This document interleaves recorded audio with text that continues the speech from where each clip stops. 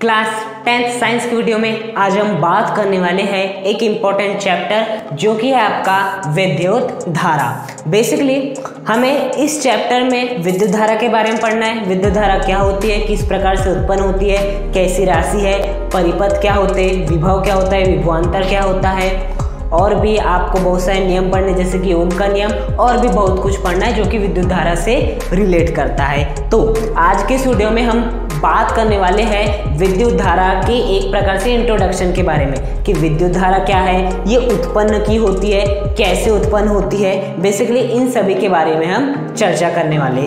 तो सबसे पहले इस वीडियो का टॉपिक यह आता है कि विद्युत धारा वास्तव में है क्या। देखिए, विद्युत धारा को समझने से पहले आपको इस शब्द को समझना पड़ेगा और इस शब्द से आप सभी लोग भली भांति वाकिफ होंगे। Electric current. इलेक्ट्रिक करंट का नाम सुना है? बिल्कुल, क्योंकि इसी इलेक्ट्रिक करंट के कारण आपका जो मोबाइल है बेसिकली वो चल पाता है। अब आप सोचेंगे इलेक्ट्रिक करंट के कारण मोबाइल कैसे चलता है, तो बेसिकली जब मोबाइल की बैटरी 0% हो जाती है, मोबाइल बंद हो जाता है, तो बेसिकली आप उसको चार्जिंग करते हैं। चार्जिंग के लिए आप क्या करते हैं, जो आपका चार्जर रहता है उसे आप बेसिकली इलेक्ट्रिक करंट देते हैं और इलेक्ट्रिक करंट जैसी देते हैं तो आपका मोबाइल चार्ज होने लगता है। हाँ, आपका जो फैन है वो भी तभी चल पाता है जब इलेक्ट्रिक करंट होता है। बेसिकली आप टीवी भी क्यों देख पाते, क्योंकि टीवी के चलने के लिए भी बेसिकली इलेक्ट्रिक करंट की आवश्यकता होती है ना। तो इलेक्ट्रिक करंट को ही क्या कहते हैं हम, विद्युत धारा कहते हैं। जो आपका बल्ब जल पाता है, बेसिकली जो आपका बल्ब जल पाता है, बेसिकली जो बल्ब प्रकाश देता है, तो वो भी इसी इलेक्ट्रिक करंट के कारण संभव है। तो आपको बेसिक समझ में आया होगा कि विद्युत धारा क्या है। देखिए, विद्युत धारा के कारण ही हमारे घर में अधिकतर जो यंत्र होते हैं वो चल पाते हैं। आपकी मिक्सी बेसिकली इसी विद्युत धारा के कारण चल पाती है। बेसिकली जितने भी है जो कि इलेक्ट्रिक करंट की सहायता से चलते हैं वो सब बेसिकली विद्युत धारा के कारण ही संभव हो पाया है। इलेक्ट्रिक करंट विद्युत धारा वही है, बस बोलने का फेर है। ओके, तो विद्युत धारा आपको समझ में आया होगा कि विद्युत धारा वास्तव में होती क्या है। बेसिकली करंट, हाँ, बोलते ना कि बिजली चले गई है, बिजली चले गई मतलब करंट चले गया है, करंट अब नहीं है। जैसे करंट आ जाएगा तो आपके जितने भी डिवाइस है वो सभी भी काम करने लगेंगे। ओके, अब बेसिकली बात ये आती है कि जो आप करंट बोलते हो कि जैसे हम बटन ऑन करते हैं तो आपका बल्ब स्टार्ट हो जाता है, जैसे हम बटन ऑन करते हैं तो आपका फैन घूमने लगता है, जैसे हम बटन ऑन करते हैं तो चार्जिंग होने लगती है। ऑफ कोर्स, क्योंकि विद्युत धारा का प्रवाह होने लगता है। अब ये बात आती है कि विद्युत धारा उत्पन्न कैसी होती है। तो देखिए, विद्युत धारा उत्पन्न होती है आपके आवेश के कारण। किसके कारण उत्पन्न होती है? बेसिकली आवेश के कारण। आवेश के कारण विद्युत धारा उत्पन्न होती है, इलेक्ट्रिक करंट उत्पन्न होती है। अब आप बोलेंगे आवेश तो हमें समझ में नहीं आया। तो देखिए, आपने परमाणु के बारे में सुना है? बिल्कुल, परमाणु 3 लोगों से मिलकर बनता है। एक होता है इलेक्ट्रॉन, एक होता है प्रोटॉन और एक होता है आपका न्यूट्रॉन। 3 होते हैं परमाणु के अंदर, इलेक्ट्रॉन होता है, प्रोटॉन होता है, न्यूट्रॉन होता है। अब बेसिकली ये जो इलेक्ट्रॉन है, इसी इलेक्ट्रॉन को आवेश कहा जाता है। कहीं पर भी यदि आपको बोले कि आवेश की कहीं पर भी बात हो तो उसका सीधा सा संबंध होता है इलेक्ट्रॉन से। हाँ, अब बात आती है क्या आवेश के कारण विद्युत धारा का प्रवाह होता है? आपने तो अभी बताया कि आवेश के कारण विद्युत धारा का प्रवाह होता है और आवेश का मतलब इलेक्ट्रॉन, मतलब जब इलेक्ट्रॉन होता है तो विद्युत धारा का प्रवाह होता है। यदि इलेक्ट्रॉन नहीं है तो विद्युत धारा का प्रवाह नहीं होगा। आपने बटन स्टार्ट की, बल्ब जलने लगा, क्यों? क्योंकि बटन स्टार्ट करते ही विद्युत धारा का प्रवाह होने लगा। विद्युत धारा का प्रवाह होने लगा मतलब इलेक्ट्रॉन का प्रवाह होने लगा। किसका? विद्युत धारा का प्रवाह होने लगा मतलब इलेक्ट्रॉन का प्रवाह होने लगा। इलेक्ट्रॉन के प्रवाह होने का मतलब होता है कि आवेश का प्रवाह हो रहा है। अर्थात मतलब समझ में आया कि विद्युत धारा यदि बह रही है, इसका मतलब ये है कि आपका इलेक्ट्रॉन बह रहा है, क्योंकि इलेक्ट्रॉन बहेगा तभी आपकी विद्युत धारा बहेगी। तो बात समझ में आई कि आपकी विद्युत धारा उत्पन्न क्यों होती है। विद्युत धारा आपकी उत्पन्न होती है इस इलेक्ट्रॉन के कारण, या इसे आप 10th में पहुंच गए हैं तो आप यदि ये बोले कि आवेश के कारण विद्युत धारा का प्रवाह होता है तो ये ज्यादा सही होगा। अभी बात आती है, देखिए आप बेसिकली आप एक इंसान है। अब आपके पास 2 स्थितियां हैं, या तो आप रुके हुए होंगे या तो आप चल रहे होंगे। या तो आप रुके हुए होंगे या तो आप चल रहे होंगे, है ना। अब बताइए, यदि कोई एक इंसान जेल में बंद है तो क्या वो चल पाएगा? बेसिकली बस उस जेल के जेल में ही चल पाएगा, बाहर नहीं जा पाएगा, मतलब वो मुक्त नहीं है। और यदि कोई व्यक्ति जेल में नहीं है तो स्वतंत्र रूप से कहीं पर भी आ जा सकता है, चल सकता है। हाँ, तो क्यों? क्योंकि वो इंसान मुक्त है और जेल वाला इंसान मुक्त नहीं था। तो बताइए, इलेक्ट्रॉन की भी दो स्थितियां होती है। पहली, जब वो जेल में बंद होता है, जेल में बंद होने का मतलब है जब वो मुक्त अवस्था में नहीं होता है, और दूसरा है कि जब वो जेल में नहीं होता है, मतलब जब वो मुक्त अवस्था में होता है। तो बताइए, क्या हर इलेक्ट्रॉन के कारण विद्युत धारा का प्रवाह होगा? बिल्कुल नहीं। केवल उन्हीं इलेक्ट्रॉन के कारण विद्युत धारा का प्रवाह होगा जो इलेक्ट्रॉन चल सकते हैं। और कौन इलेक्ट्रॉन चल सकता है? जो कि बेसिकली मुक्त होता है। क्या होता है? बेसिकली मुक्त होता है। तो एग्जाम में अक्सर पूछा भी जाता है कि किसके कारण विद्युत धारा का प्रवाह होता है। कई बच्चे बोलते हैं इलेक्ट्रॉन के कारण। बिल्कुल नहीं, मुक्त इलेक्ट्रॉन के कारण। यदि आपने मुक्त शब्द नहीं लगाए तो आंसर आपका गलत माना जाएगा। ओके, वैसे ही इलेक्ट्रॉन का मतलब आवेश होता है, इलेक्ट्रॉन का प्रवाह होता है तो बेसिकली विद्युत धारा का प्रवाह होता है, और इलेक्ट्रॉन मतलब आवेश। अब हम मुक्त इलेक्ट्रॉन की बात कर रहे हैं तो बेसिकली किस आवेश की बात करेंगे? हम मुक्त आवेश की बात करेंगे। तो यदि आपसे कोई पूछता है कि विद्युत धारा का प्रवाह कैसे होता है, तो आप बोलेंगे कि जब आपका मुक्त आवेश प्रवाहित होता है, जब आपका मुक्त इलेक्ट्रॉन प्रवाहित होता है, तब आपके विद्युत धारा का प्रवाह होता है। किसका प्रवाह होता है? विद्युत धारा का प्रवाह होता है। बात समझ में आई? जैसे कि मैं आपको सपोज एग्जांपल देना चाहूंगा जिसमें से विद्युत धारा का प्रवाह होता है, जैसे कि लोहा देखियो, लोहा में से विद्युत धारा का प्रवाह हो जाता है। आपने कॉपर देखा है? चलो कॉपर मान लेते हैं, आपने नहीं देखा है। कॉपर का मतलब होता है तांबे से, कॉपर यानी तांबा तो देखे होंगे। चलो सपोज आपने नहीं देखे, लेकिन कभी ना कभी जो वायर होती है उसको जब हम छीलते हैं तो देखना उसके अंदर, जब हम वायर को छीलते हैं तो उसके अंदर से एक पतली पतली वो निकलती है, लेयर निकलती है, और वो भी बेसिकली पतली पतली वायर ही होती है। तो वही किसकी बनी होती है? कॉपर से बनी होती है, वो बेसिकली कॉपर की होती है। तो बात समझ में, जब हम वायर को छीलते हैं तो जो आपको एक पतली पतली वायर दिखाई देती है वो बेसिकली कॉपर से मिलकर बनी होती है। हाँ, तांबे से मिलकर बनी होती है। हाँ, जैसे कि हम बात करें एल्यूमिनियम से भी किसका प्रवाह होता है? बेसिकली धारा का प्रवाह होता है। किसका प्रवाह होता है? धारा का प्रवाह होता है। अब बेसिकली प्लास्टिक देखिए, क्या कभी प्लास्टिक में से धारा का प्रवाह होता है? बिल्कुल नहीं होता।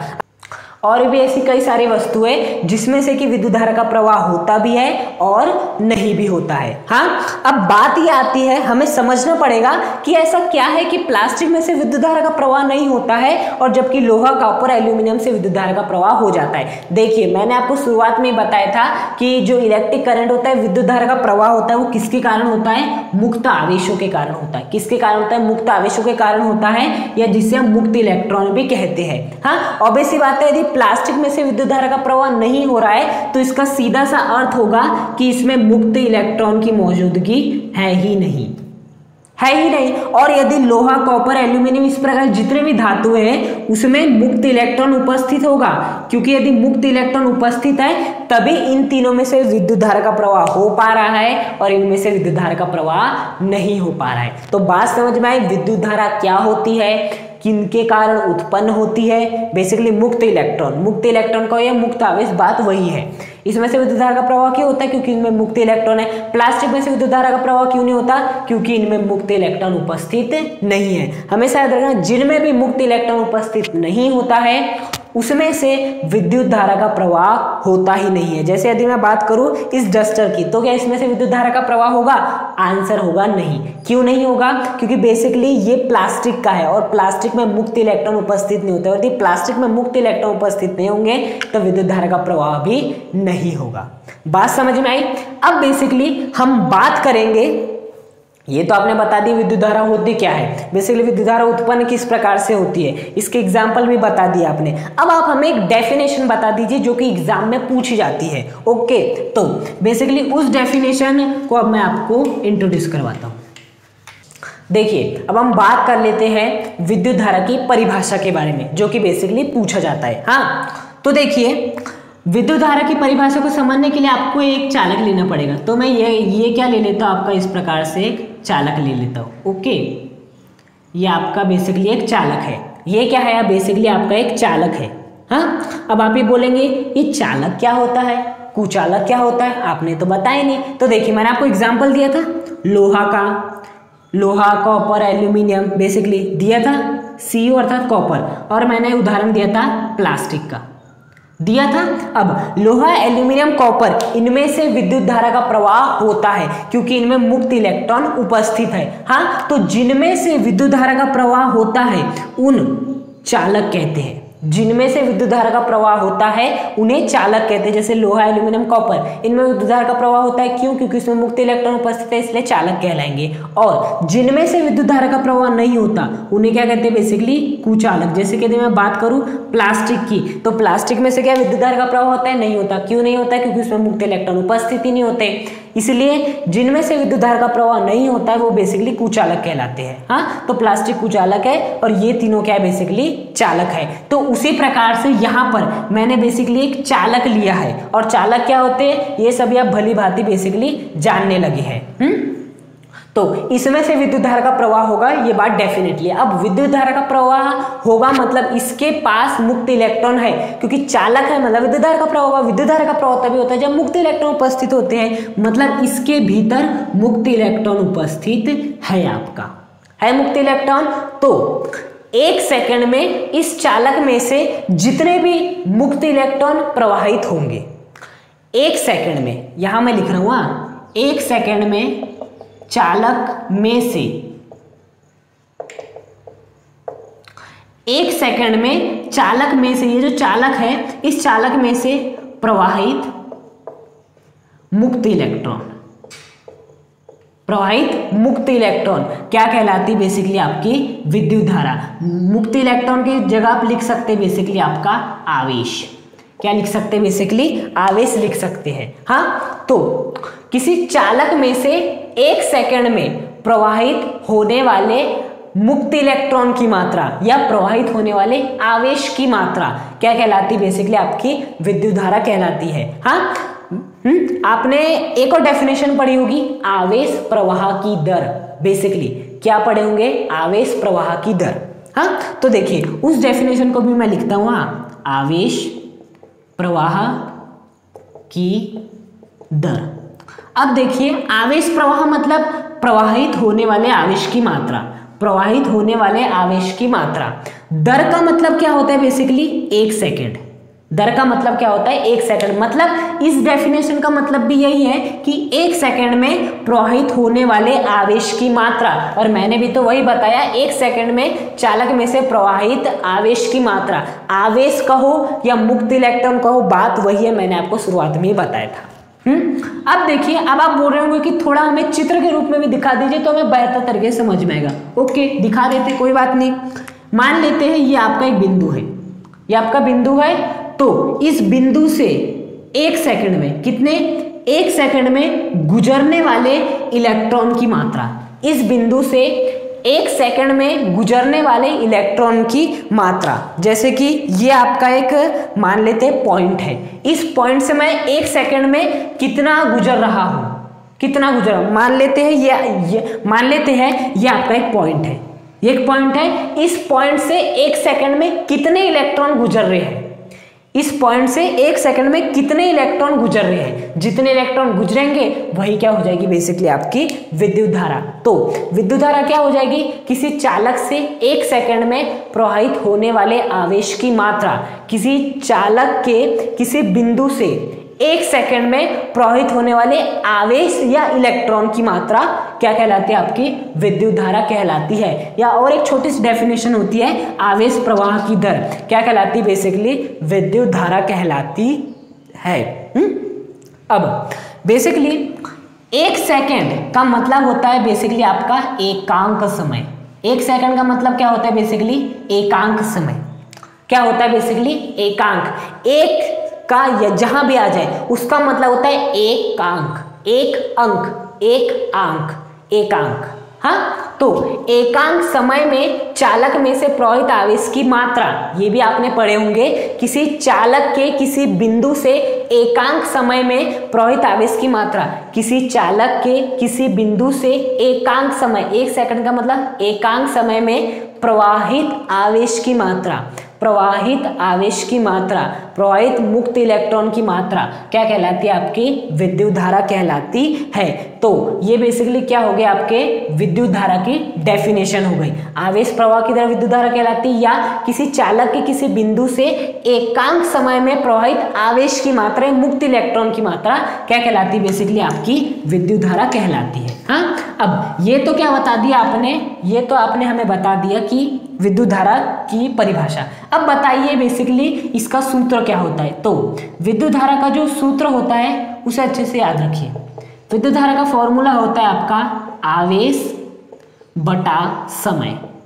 क्या होता है? बेसिकली आवेश बटा समय। ये क्या होता है? आपके विद्युत धारा का मात्रक होता है।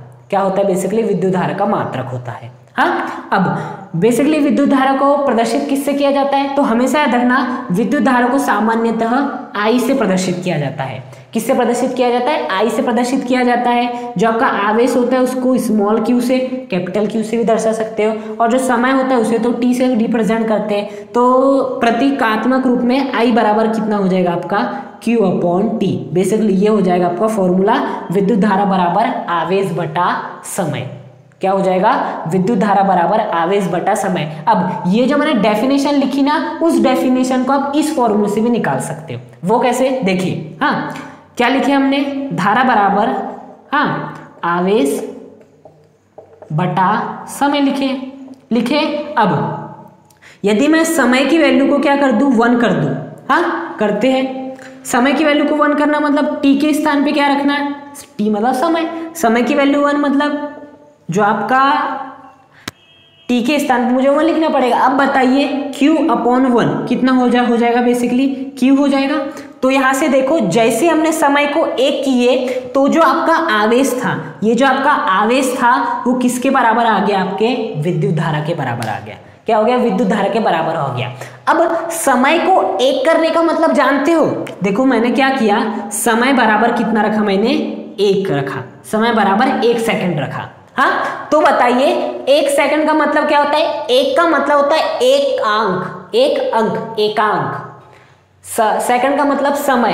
तो एकांक समय में आवेश क्या कहलाता है? विद्युत धारा। यही तो है, एकांक समय में जो भी आवेश होता है वही क्या कहलाता है? बेसिकली आपकी विद्युत धारा कहलाता है। देखिए ना, जैसे मैंने समय को एकांक समय किया, जैसे मैंने समय को एकांक किया तो बेसिकली जो आपका आवेश था वो विद्युत धारा के बराबर आ गया। मतलब एकांक समय में प्रवाहित आवेश, एकांक समय में बहने वाला आवेश क्या कहलाता है? बेसिकली आपका विद्युत धारा कहलाता है। तो ये जो आपका फॉर्मूला है, इस फॉर्मूले से भी आप डेफिनेशन बना सकते हैं। हाँ, बस आपको समय को 1 कर देना है। समय को 1 करने का मतलब समय को आपको एकांक कर देना है। एकांक समय में प्रवाहित आवेश की मात्रा विद्युत धारा कहलाती है। एकांक समय में प्रवाहित आवेश की मात्रा विद्युत धारा कहलाती है। तो बात समझ में आई? अब हम इसके बाद सीखेंगे कि इसका मात्रक क्या होता है। बेसिकली क्या इसका मात्रक? तो देखिए, इसका मात्रक निकालने के लिए आपको क्या करना है? फॉर्मूला लिख लेना है। I बराबर कितना होता है? बेसिकली Q/T होता है। अब यदि आपको विद्युत धारा का मात्रक निकालना है तो सबसे पहले आवेश का मात्रक पता होना चाहिए और समय का। तो आवेश का मात्रक कितना होता है? बेसिकली आपका कूलाम होता है। ये तो आपको याद रखना पड़ेगा। आवेश का मात्रक क्या होता है? कूलाम होता है।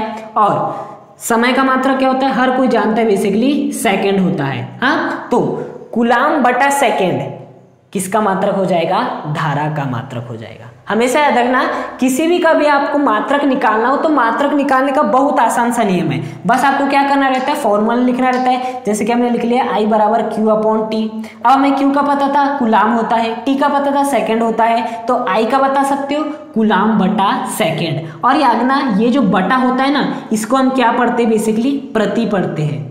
बटा को क्या पढ़ते हैं? बेसिकली हम आपका प्रति पढ़ते हैं। हाँ, तो धारा का मात्रा कितना हो गया? कूलाम बटा सेकंड, या इसे हम क्या पढ़ सकते हैं? कूलाम प्रति सेकंड पढ़ सकते क्या नहीं, हम आपका ये जो आपका कूलाम बटा सेकंड है उसे हम क्या कूलाम प्रति सेकंड पढ़ सकते हैं, बिल्कुल। अब क्यों पढ़ सकते हैं, क्यों, क्योंकि देखिए कूलाम जैसा का वैसा, बटे का मतलब होता है प्रति, बटे का मतलब होता है प्रति, तो कूलाम प्रति सेकंड। तो आपने कहीं ना कहीं सुना होगा कि जो धारा का मात्रक होता है वो बेसिकली कितना होता है आपका कूलाम प्रति सेकंड होता है। अब आगे चलते हैं। अब ये जो कूलाम प्रति सेकंड है इसको हम एक छोटा सा नाम देते हैं, जैसे कि आपका नाम क्या, जैसे कि मैं अपने बारे में इंट्रोड्यूस करता हूं, मेरा नाम भावेश मोहारे है, पूरा नाम क्या है मेरा भावेश मोहारे है, लेकिन मेरा एक शॉर्ट नेम है लकी। बेसिकली भावेश मोहारे बोल दो या मुझे लकी नाम से बुला दो, मैं आ जाऊंगा। वैसे ही चाहे तो आप धारा के मात्रक की बात करो या तो कूलाम प्रति सेकंड बोल दो, या कूलाम प्रति सेकंड कोई एक नाम दिया गया है बेसिकली एम्पियर। क्या नाम दिया गया है बेसिकली एम्पियर।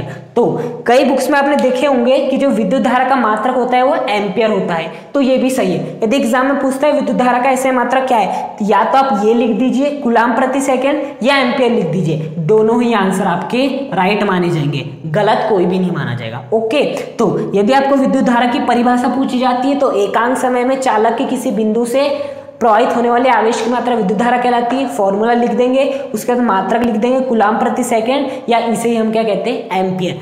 आपने सीखा कि जो आपका फॉर्मूला होता है उस फॉर्मूले से मात्रक कैसे बना जाता है, वहीं से निकला आपका कूलाम प्रति सेकंड। हाँ, तो यहां से हम इतना सीख गए हैं कि जो आपके विद्युत धारा का मात्रक होता है वो या तो आपका कूलाम प्रति सेकंड होता है या बेसिकली क्या होता है आपका एम्पियर होता है। हाँ, अब हम सीखेंगे कि ये जो आपका एम्पियर है उसे किससे प्रदर्शित करते हैं, कैपिटल ए से। अब देखिए बेसिकली एम्पियर एक साइंटिस्ट थे, एक साइंटिस्ट का नाम था एम्पियर, तो उन्हीं के सम्मान में, उनको सम्मान प्रदान करने के लिए हमने विद्युत धारा का जो मात्रक होता है कूलाम प्रति सेकंड उसे हमने एम्पियर नाम दिए। हाँ, तो बेसिकली विद्युत धारा का मात्रक पूछता है तो एम्पियर आप लिख सकते हैं, विद्युत धारा का सूत्र पूछता है तो ये लिख सकते हैं, और यदि विद्युत धारा की परिभाषा पूछता है तो आप ये लिख सकते हैं और बाजू में एक सुंदर सा डायग्राम बना सकते हैं, ये वाला। अब ये बात आती है कि विद्युत धारा कैसी राशि है, विद्युत धारा आपकी कैसी राशि है, तो हमेशा याद रखना विद्युत धारा आपकी एक अदिश राशि है। बेसिकली विद्युत धारा आपकी कैसी राशि है, आपकी अदिश राशि है। कैसी राशि है, बेसिकली विद्युत धारा आपकी एक अदिश राशि है। अब ये भी एग्जाम में पूछा जाता है कि विद्युत धारा खालिस्तान राशि है, अदिश राशि है या सदिश राशि, बच्चे कंफ्यूज हो जाते हैं, तो याद रखना विद्युत धारा कैसी राशि है, आपकी अदिश राशि है। अब एक बहुत ही फेमस क्वेश्चन है कि एक एम्पियर की परिभाषा दीजिए, किसकी परिभाषा दीजिए, एक एम्पियर की परिभाषा दीजिए। तो यहाँ पर अब हम एक एम्पियर को देखते हैं। सबसे पहले एक एम्पियर की परिभाषा देखने से पहले समझो कि एम्पियर क्या होता है। मैंने बताया था जो आपका कूलाम प्रति सेकंड होता है, जो आपका कूलाम प्रति सेकंड होता है, याद रखना जो आपका कूलाम प्रति सेकंड होता है बेसिकली कूलाम प्रति सेकंड धारा का मात्रक होता है, और कूलाम प्रति सेकंड को एम्पियर बोलते हैं। मतलब एक प्रकार से जो आपका एम्पियर है वो कूलाम प्रति सेकंड के बराबर हो गया। और कूलाम प्रति सेकंड का मतलब समझते हो, बेसिकली आप कूलाम प्रति सेकंड का मतलब होता है कूलाम, प्रति का मतलब होता है बटा, और सेकंड का सेकंड, तो एक प्रकार से एम्पियर बराबर क्या हो गया, कूलाम बटा सेकंड हो गया। अब बताइए यदि मुझे एक एम्पियर की परिभाषा बनानी है तो मैं कैसे बनाऊंगा, आप सेकंड को भी एक कर दीजिए, कूलाम को भी एक कर दीजिए, तो अपने आप ये जो एम्पियर है वो भी क्या हो जाएगा, एक हो जाएगा। एम्पियर भी क्या हो जाएगा, बेसिकली एक हो जाएगा। हाँ, करके देख लीजिए।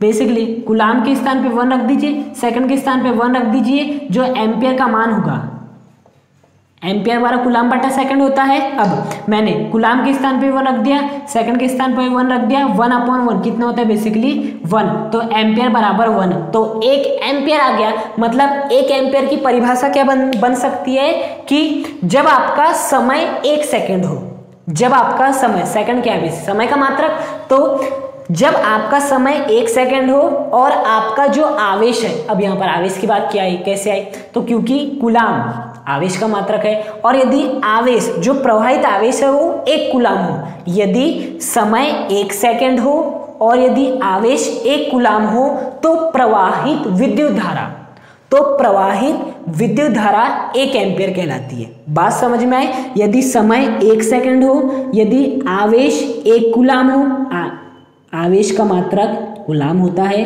समय का मात्रक सेकंड होता है। यदि यहाँ पर सेकंड बराबर 1 दिया, इसका मतलब ये है कि समय आपका 1 सेकंड है, आपका आवेश 1 कूलाम है, तब जो आपकी विद्युत धारा है वो हमें कितनी मिल रही है? आप देख सकते हो 1 एम्पियर मिल रही है। हाँ, तो एग्जाम में यदि आता है तो कैसे लिखेंगे? यदि 1 सेकंड में 1 कूलाम आवेश प्रवाहित होता है, यदि 1 सेकंड में 1 कूलाम आवेश प्रवाहित होता है, तब प्रवाहित धारा 1 एम्पियर कहलाती है। तब प्रवाहित धारा क्या कहलाती है? 1 एम्पियर। बात समझ में आई? यदि 1 सेकंड में 1 कूलाम आवेश प्रवाहित हो, 1 सेकंड में 1 कूलाम आवेश प्रवाहित हो, तो प्रवाहित विद्युत धारा क्या कहलाती है? बेसिकली 1 एम्पियर कहलाती है। यदि 1 सेकंड में, यदि किसी चालक में से 1 सेकंड में 1 कूलाम आवेश प्रवाहित हो, यदि किसी चालक में से 1 सेकंड में 1 कूलाम आवेश प्रवाहित हो, तो बेसिकली जो विद्युत धारा बहेगी उस विद्युत धारा का मान 1 एम्पियर होगा। तो डेफिनेशन बोल देता हूं, यदि किसी चालक में से 1 सेकंड में 1 कूलाम आवेश प्रवाहित हो, तो उस चालक में से प्रवाहित विद्युत धारा 1 एम्पियर कहलाती है, 1 एम्पियर कहलाती है। तो ये हो गई बेसिकली आपकी विद्युत धारा की बेसिकली 1 एम्पियर की डेफिनेशन। देखिए, 1 एम्पियर की परिभाषा एग्जाम में अक्सर पूछ ली जाती है। 1 मार्क्स का क्वेश्चन है, 2 मार्क्स का क्वेश्चन, सीधे सीधे क्वेश्चन आता है 1 एम्पियर की परिभाषा दीजिए। तो बेसिकली आपको ये डेफिनेशन लिखनी पड़ेगी। तो आज के इस वीडियो का पर्पस मेरा यही था कि मैं आपको विद्युत धारा से इंट्रोड्यूस कराऊं। विद्युत धारा होती क्या है, विद्युत धारा उत्पन्न कैसे होती, किन के कारण होती है, परिभाषा क्या है, मात्रा क्या है, इनसे संबंधित 1 एम्पियर की परिभाषा क्या है, ये सभी बताना आज के इस वीडियो का उद्देश्य था। यदि आपको वीडियो पसंद आए तो वीडियो को लाइक करें, चैनल को सब्सक्राइब करें और अधिक से अधिक बच्चों तक शेयर करें।